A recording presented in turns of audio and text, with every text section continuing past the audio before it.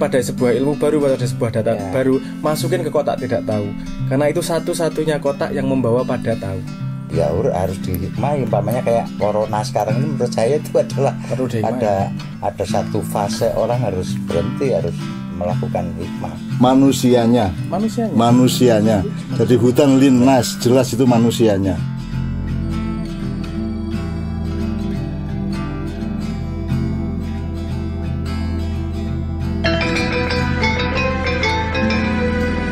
Kira-kira menurut Mas Abrang itu apa sih sebenarnya yang paling murni gitu ya, yang paling murni tapi mungkin selama ini belum dilihat merupakan sumbangan agama terhadap seseorang untuk membangun society gitu, yang tidak berbenturan dengan individu-individu yang lain atau kelompok-kelompok yang lain. Jadi sumbangan yang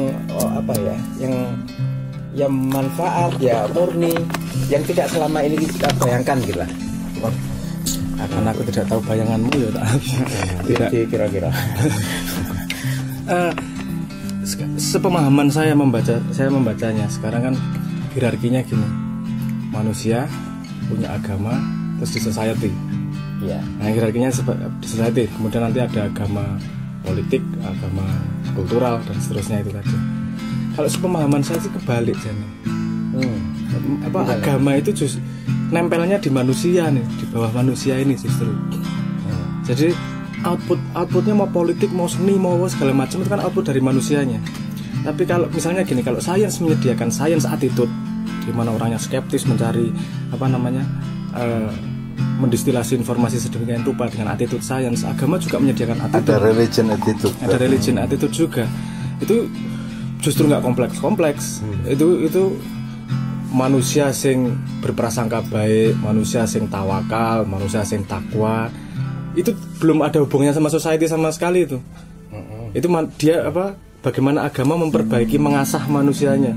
Jadi ketika manusia sudah terasah dengan religion attitude itu, masuk ke society mau jadi apapun no problem, dan akan sangat mewarnai society, karena society terdiri dari para manusianya. Kalau manusia diwarnai oleh attitude religion itu juga bukan kepentingannya ya, tapi attitude dia sebagai manusia itu piye toh menurut agama itu. Kalau dia mengasah dirinya dengan itu, dia mau diletakkan dimanapun di society pasti memberi manfaat positif, kontribusi. Karena di luarnya sudah dikasih garis nih sama agama nih. Kamu kalau masuk society mesti lomba nih. Nggak apa-apa lomba, tapi lomba dalam kebaikan. Ya kan? Saya ngembangkan pertanyaannya Helmi ya. Kan dasarnya Allah itu memang kasih, oleh orang modern disebut di dalam hukum alam, atau kita menyebut sunatullah. Jadi Allah memang kasih bahwa setiap makhluknya itu punya naluri untuk berkompetisi, naluri untuk menang, naluri untuk berkuasa, naluri untuk itu, yang kemudian nanti dikategorikan ada mutmainnah, ada nafsul mutmainnah, ada amarah, ada sufiyah, ada segala macam itu. Jadi saya kira kalau kita memakai agama, kita memahami itu dulu. Jadi gen kita itu sebenarnya oleh Allah diisi apa saja. Ya. Nah, tapi kan Allah sudah memberi jalannya. Hal-hal yang kamu bisa jangkau, kamu harus adil dan seimbang di dalam mengelmuinya dan mengetahui dengan pengetahuannya. Hal-hal yang kamu tidak bisa menjangkau, kamu menjalaninya dengan iman, takwa, tawakal dan seterusnya. Sejauh yang Sabrang alami, termasuk Mas Toto ya kan, Mas Toto kan kalau istilah orang sekarang disebut mu'alaf, meskipun ini tidak berarti dulu ateis ya. Maksud saya, Mas Toto kan orang yang paling mengalami betapa agama berguna bagi dia sebagai manusia, kan gitu. Terus dari ke Sabrang kita tanya,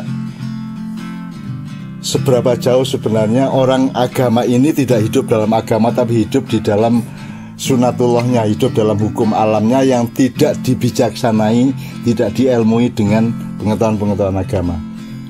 Ya, karena kan mereka kan ngertinya itu tadi Bang, yang tangible, yang kasat mata, yang kelihatan. Parameter mereka kan berada pada hierarki yang paling rendah. Padahal agama itu kan jelas. Kamu kan nggak bisa ngurusin masa depan, jangkauanmu kan rendah. Kamu 5 hari lagi terjadi apa kamu nggak tahu kok. Kalau agama kan memberi sampai ke akhirat. Jadi bahkan agama memberitahukan hal-hal mengenai sesudah mati. Kalau kita nggak beragama kan selesai ketika mati pandangan kita. Tapi agama justru mati adalah awal dari kehidupan baru yang lebih abadi kan begitu kalau agama.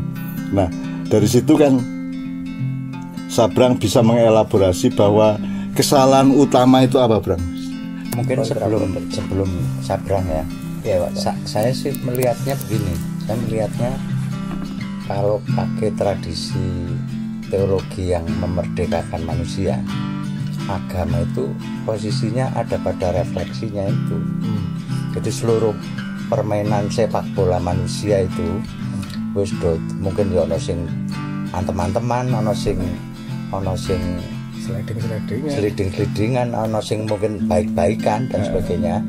Itu akhirnya harus sampai kepada refleksi agama, refleksi teologis. Jadi di situ jadi kayak wasitnya mestinya di situ, malah posisinya agama ya ada pada wasit, tapi itu menungso iki. Wasitnya ada pada nilai-nilai. Makanya sering setelah melampaui tadi pergulatan itu yang terakhir bikin refleksi teologis tadi. Kalau di aplikasi maksudnya Mas Toto mungkin bahwa para tokoh-tokoh agama itu seharusnya bersikap lebih bijaksana terhadap perkembangan zaman, politik, pemilu, pilkada dan seterusnya, kira-kira seperti itu kan. Sabrang kan generasinya berbeda, dia kan bisa melihat ini secara lebih jernih karena apa? Karena dia orang sains. Sabrang orang sains, dan kita katakanlah kita ini kan mengerti masa depan tapi hanya dengan kepercayaan. Sementara Sabrang kan ngerti masa silam sampai hari ini tapi dengan pengetahuan dan ilmu. Artinya kita sepakat bahwa agama itu untuk kebaikan. Itu sing ora. Ya itu ikatan kedua dari Tuhan. Jimaiyah kan untuk kamu pandai itu tidak laku di depan Tuhan. Kamu kaya, kamu berkuasa, kamu hebat itu tidak, sakti itu tidak laku. Yang laku adalah kamu baik. Makanya metode yang ditawarkan Tuhan adalah fastabiqul khairat tadi, Bro. Spektrum al khairat itu, fastabiqul itu seberapa luas, atau mulai dari hal yang seperti apa sampai sejauh apa yang mungkin bisa dilakukan manusia, yang implikasinya ke society yang apa? Nah aku ndelok gini ya, apa diversity, apa keberagaman itu kan berlaku pada semua level of abstraksi, dari beragaman fisik, keberagaman pengetahuan, keberagaman konsep dan seterusnya itu tadi. Nah di sini keberagaman itu juga menghasilkan tabrakan hipotesis itu tadi. Ono pemimpin agama sing tapi sebenarnya menggunakan agama untuk peperangan politik, ada yang seperti itu. Ono pemimpin agama sing ngerti apa namanya, memang mendorong kebaikan, berlomba dalam kebaikan, itu juga ada. Tapi memang keadaan sekarang yang kompatibel dengan cuaca adalah yang terkenal sing memang bermain di politik itu, misalnya seperti itu. Kalau saya melihat premis agama itu gini, agama menyediakan sebuah metodologi di mana kue aman yang akhirat ki juga menghasilkan yang terbaik di dunia sebenarnya. Nah agama kan ngomong kue nguyak akhirat, dunia mesti dikei kan gitu. Itu saya melihat itu melihat secara saya melihat secara ada rumus sangat jelas dari Rasulullah itu, bahwa kita tuh hidup itu kan berhijrah. Terus barang siapa berhijrah ke dunia maka dia paling jauh mendapatkan dunia. Barang siapa berhijrah ke akhirat maka dia mendapatkan akhirat dan dunia. Gitu. Saya melihat itu secara real sebenarnya. Bagaimana yang ditawarkan agama sebagai konseptual mematangkan diri manusia dan menghasilkan emergence itu akan menghasilkan sebuah society yang sangat baik, yang ideal, yang pelakunya semua juga masuk ke surga. Nah ini satu line sebenarnya. Cuman yang kita tidak waspada adalah beda ketika kita ngomong diri dan manusia. Karena kalau diri umurnya kan pendek, umurnya 60 tahun, umurnya 70 tahun. Kalau sekarang angka harapan hidupnya segitu. Tapi kalau kita ngomong manusia, ini kan generasi demi generasi, bergenerasi. Jadi Kalau kita menjalankan itu, kita bisa ngelihat arah generasi sekarang, generasi berikutnya seperti apa, generasi menuju yang ideal itu tadi. Dalam jarak pandang yang segitu jauh, manusia ini nggak bisa ngelihat nih. Wong kita misalnya ngelihat IQ liquid ya, IQ yang fluid IQ itu aja naik turun. Kamu IQ yang crystallized yang dibawa sejak lahir ya stabil segitu, tapi ada di umurnya tambah tinggi IQ-nya, tambah turun IQ-nya, itu juga compatibility terhadap zamannya juga berubah secara satu manusia. Terus ada nggak rule nih yang nyambung di antara semua generasi yang arahnya menghasilkan sebuah society yang ideal dan semua pelakunya masuk surga itu tadi. Jadi kebaikan dunia dan akhirat itu satu garis. Menurut saya agama menyediakan path itu, jalan itu. Jadi nek kowe tujuan meneng akhirat kae, mesti arahe rono iki. Walaupun satu hidupmu mungkin cuma 2 langkah, tapi generasi berikutnya akan 2 langkah yang lebih mendekati, generasi berikutnya 2 langkah yang lebih mendekati.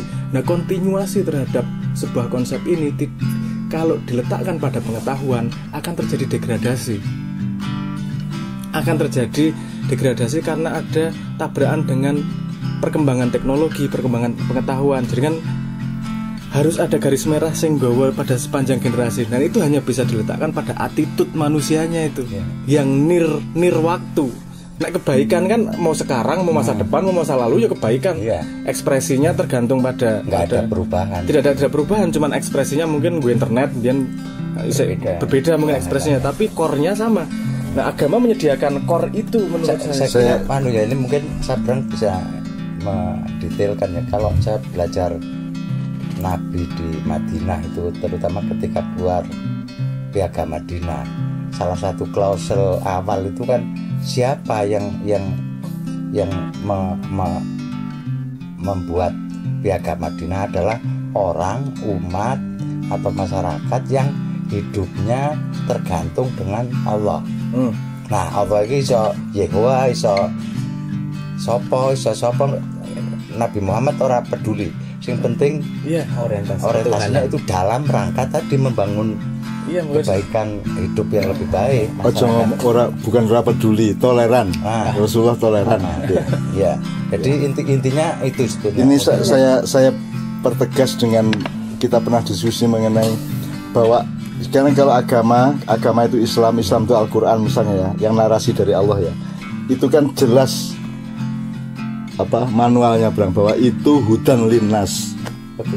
Jadi petunjuk untuk manusia, bukan petunjuk untuk ulama, untuk pemerintah, untuk NU, Muhammadiyah, kelompok-kelompok, tapi itu untuk manusianya. Jadi hudan linnas, jelas itu manusianya. Nah, selama ini kan seluruh perilaku keagamaan kita tidak memaintain untuk menunjuk manusianya tadi itu.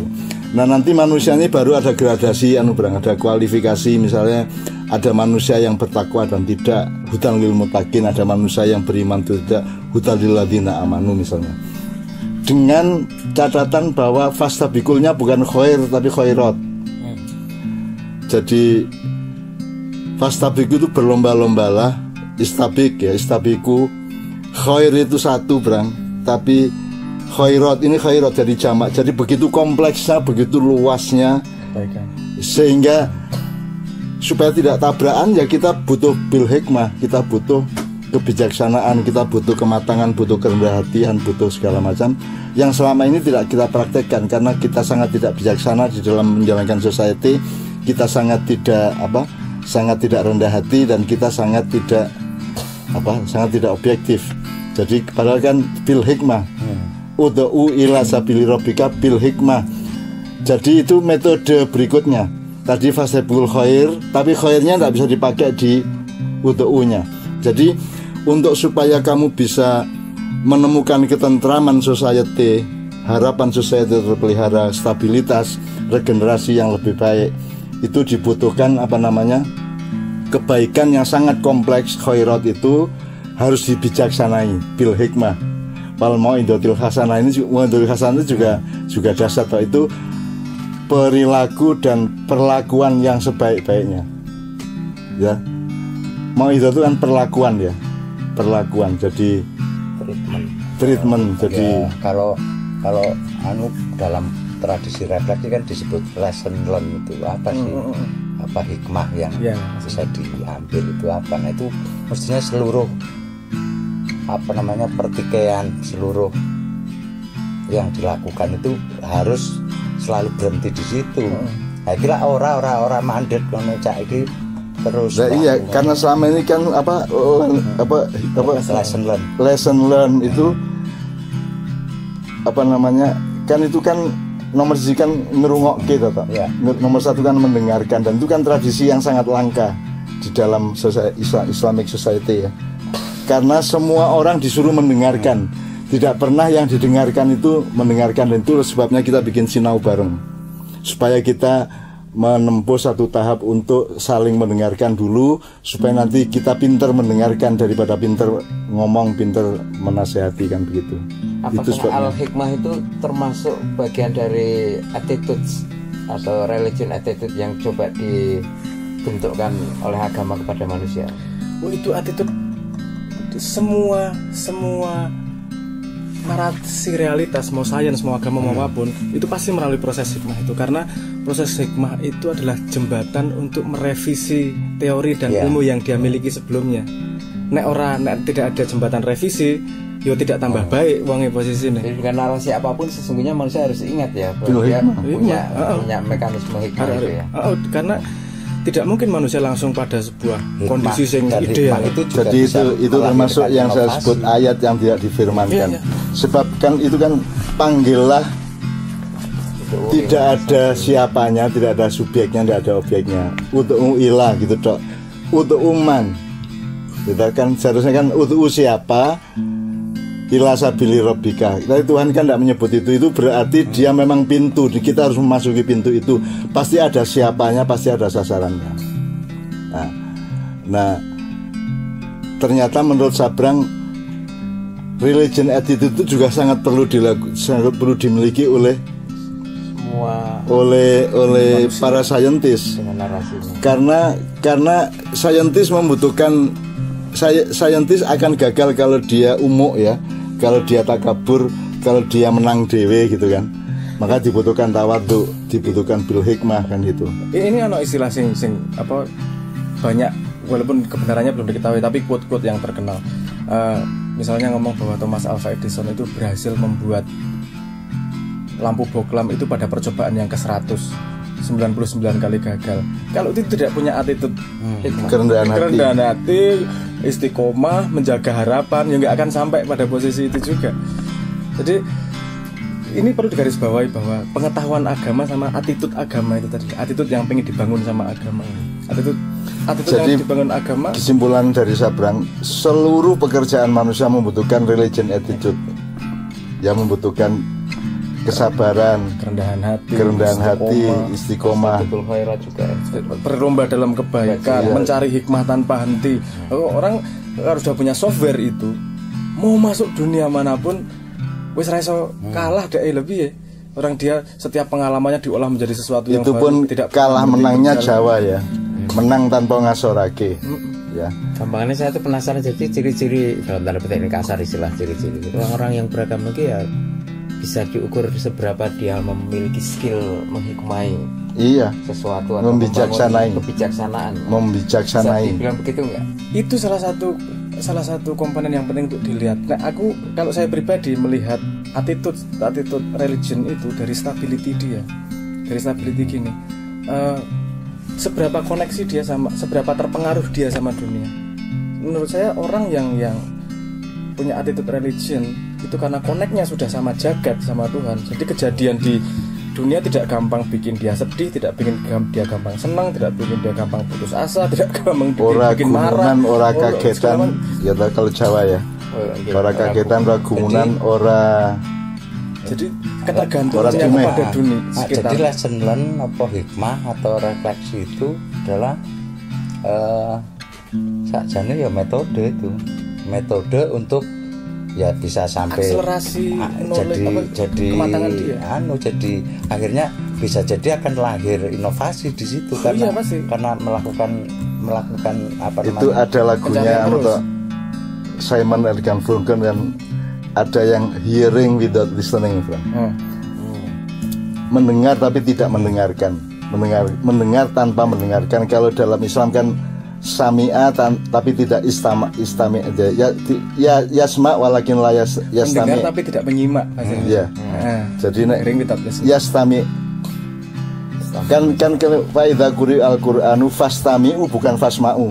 Fastamu itu ada disiplin ke dalam, ada disiplin kekhusyukan, ada disiplin kontemplatif. Karena kalau yasma cuma mendengar, tapi kalau yastami itu mengkhusyui di dalam menyimak itu. Nah, memang saat-saat menghikmai itu bisa secara waktu bisa dirancang oleh kita manusia, tapi juga bisa saja alam yang sudah kasih ini ya harus dihikmai. Umpamanya kayak corona sekarang ini, menurut saya itu adalah ada satu fase orang harus berhenti, harus melakukan hikmah. Saya melihat penghikmahan itu amat sangat penting sampai di alam juga. Misalnya ada siang, ada malam, ada pengalaman, ada perenungan, ada apa namanya yang kamu alami setiap hari itu kan dari skrip yang kamu buat. Malam ngalami perenungan. Bahkan bukan hanya manusia ya, Bang ya.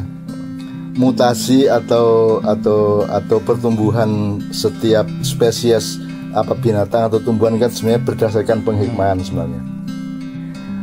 Misalnya ada sekian kucing yang di daerah sana dia lahir jadi kucing yang gimana, semua karena ada mekanisme hikmah, ada mekanisme pembijaksanaan tadi itu. Ya, ada feedback loop antara manusia yang hidup dan alam yang dihidupinya gitu. Ada kalau makhluk biasa sih bukan makhluk biasa, hewan-hewan itu feedback loopnya ke alam tidak terlalu besar, dia lebih terpengaruh pada alam. Nah, manusia feedback loopnya ke alam lumayan gede dengan teknologi sehingga mengubah iklim dan seterusnya, bahkan menguasai ya takabur gitu. Dan pasti hancur dia. Wong dia bagian dari alam kok. Nah, manusia modern kan tidak merasa bagian dari alam. Alam adalah orang lain atau makhluk yang lain gitu. Padahal manusia adalah alam plus kan gitu aja, Bang. Kita sangat bagian dari alam. Dan kita juga membuat alam yang berbeda sebenarnya manusia. Manusia menciptakan alam abstraksi. Hukum ki apa nek ra alam? Apa? Nek ra alam abstraksi. Bikin peraturan-peraturan, bikin sedemikian rupa itu kan alam yang dibuat oleh manusia berdasarkan kemampuan abstraksi berbahasanya itu tadi. Itu hukum abstraksi, alam abstraksi manusia dan manusia. Iki feedback loopnya jauh lebih dinamis dan lebih cepat. Itu yang mengarahkan arah society seperti apa pada tatanan sosial, justru alam yang itu yang paling besar sebenarnya.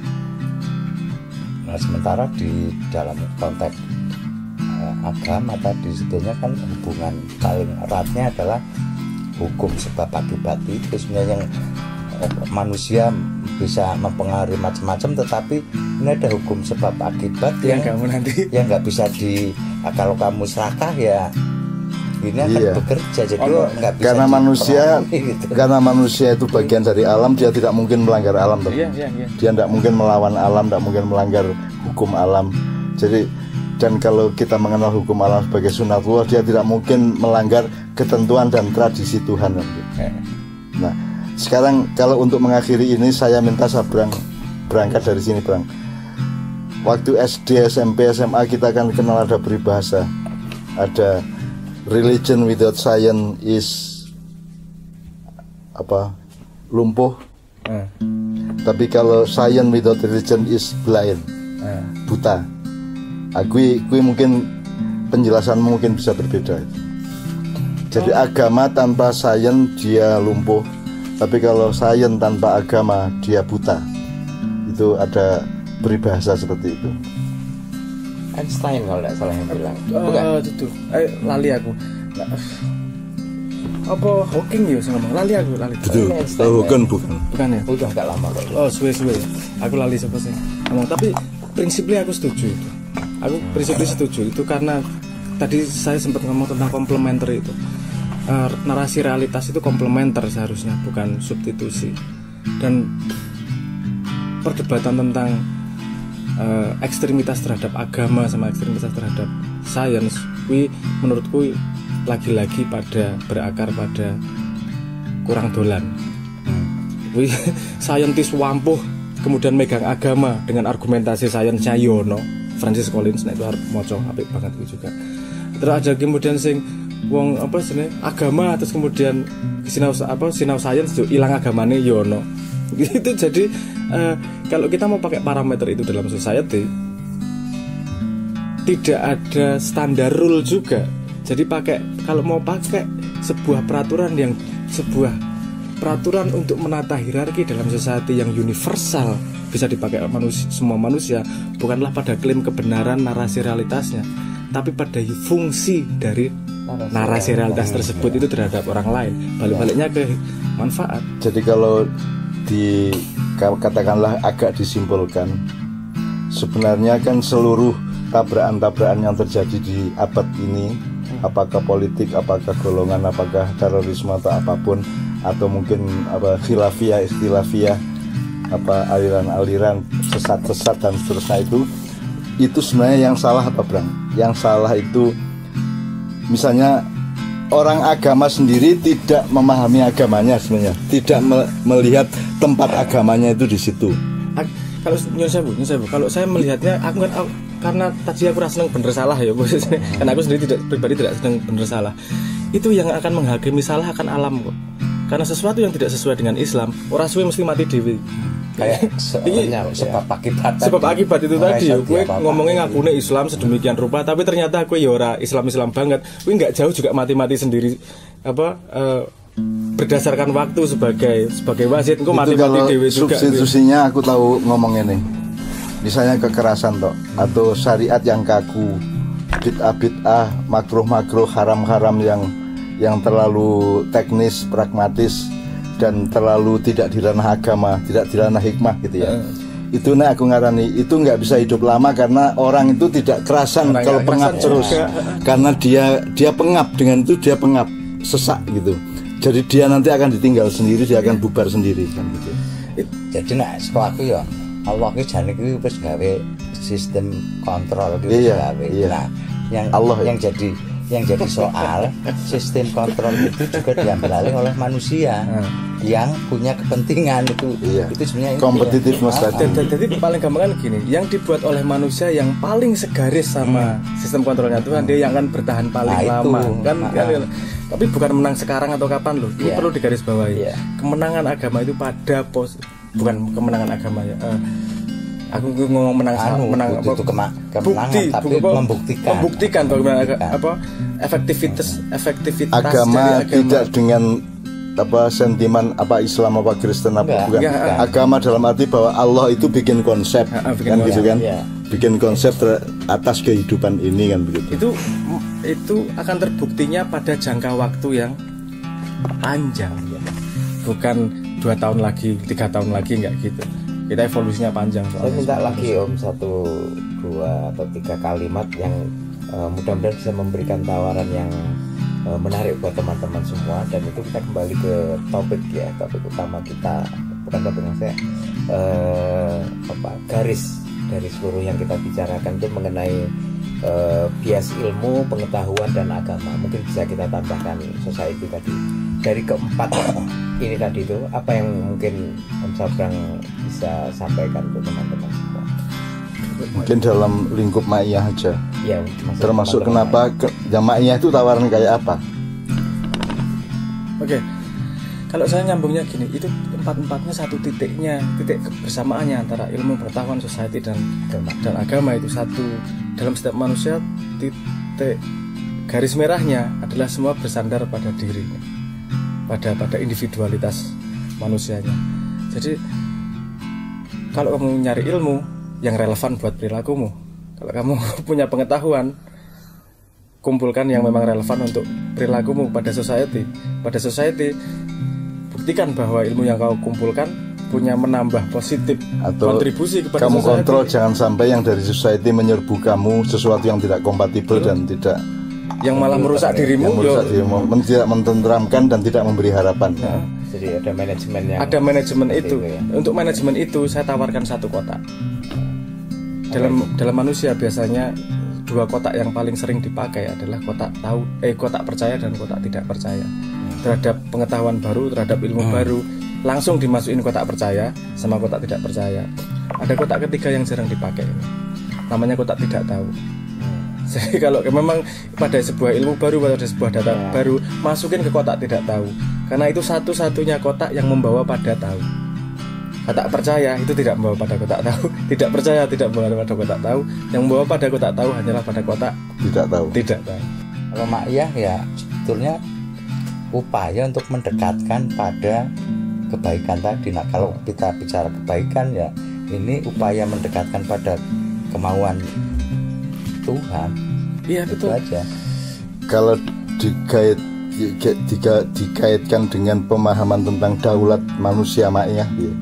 Gini, kan jadi nek ana wong ngomong bahwa makyah iki perilakunya apa memperbaiki society apa? Makyah tidak bisa menjawab karena makyah pengen segaris mungkin dengan agama. Agama iki apa? Ajak menungsone. Ngajak menungsone. Jadi yang baik adalah nek makyah kuwi menungsone, bukan organisasi makyah yang membanggakan aku wis ngene. Karena organisasi hanyalah output dari para perilaku manusia. Jadi orang nyatetnya sebagai makyah, nyatetnya sebagai perilaku. Deloke kanca-kanca makyah perannya dalam society-nya masing-masing seperti apa. Yo ini hipotesis yang menurut makyah paling dekat dengan hipotesis yang ditawarkan yaitu hutan linnas. Jadi kalau kemarin kan kita bicara bukan hutan lil ulama, bukan hutan lil bilad atau balad gitu. Itu bukan petunjuk untuk negara, bukan petunjuk untuk organisasi, bukan petunjuk untuk ulama, majelis ulama dan seterusnya. Itu petunjuk untuk manusia. Artinya konteks manusia yang berdaulat ini dipakai untuk memulai meletakkan agama dan pengetahuan pada proporsi yang setepat-tepatnya. Karena tema kita kan menemukan proporsi di antara 4 hal tadi itu: ilmu, pengetahuan, society, dan agama. Soal attitude, kan ada science attitude, ada religion attitude, ada society attitude. Itu kalau itu kira-kira bedanya apa itu, Bram? Karena seorang pelaku agama jika dia juga harus punya science attitude. Sebab itu bagian dari apa yang disebut hakun. Bagian dari disebut yang disebut kebenaran. Meskipun kebenaran kita tidak paham ya, karena al-haqqu min rabbika, kebenaran itu dari Allah dan hanya dipahami oleh Allah sejatinya gitu ya. Tapi kan kalau ada Sabrang kan yang mengatakan ada science attitude dan ada religion attitude. Itu nek pas aku kok podo, nek pas aku human attitude, Bang. Aku melihatnya gini, human attitude adalah 2 tambahan itu. Nah, aku ndelok gambar gini. Science attitude adalah bagaimana ketika ada arah masuk informasi, kamu mendistilasi itu, memfilter itu dengan pola berpikir yang hati-hati terhadap informasi, menyerapnya. Jadi arahnya masuk. Kalau religion attitude adalah arahnya keluar. Gue sebagai manusia, gue sing nyenengke wong, sing bermanfaat, sing apa jenenge ngangeni wong sing menginspirasi, demenake sebagai society, sebagai anggota dari society. Outputnya adalah manusia yang seperti itu, sehingga mempromosikan kerjasama, mempromosikan silaturahmi, sehingga secara society jadi lebih raket juga. Jadi ada 2 arah seperti itu, nak. Bayangan menawarkan konvergensi ya lebih banyak. Iya. Dan itulah yang bergerak ke sanalah makyah sebenarnya kan. Bergerak ke sanalah. Gimana manusia punya kontrol dengan science attitude-nya terhadap segala sesuatu, tapi dia memastikan bahwa keluarnya ya warung sama dapur toh, Bang. Nah, science attitude itu di dapur toh. Di dapur, jadi iya kamu harus mengerti persis mana lombok hijau, mana lombok rawit, mana ini mana itu, nanti keluarnya harus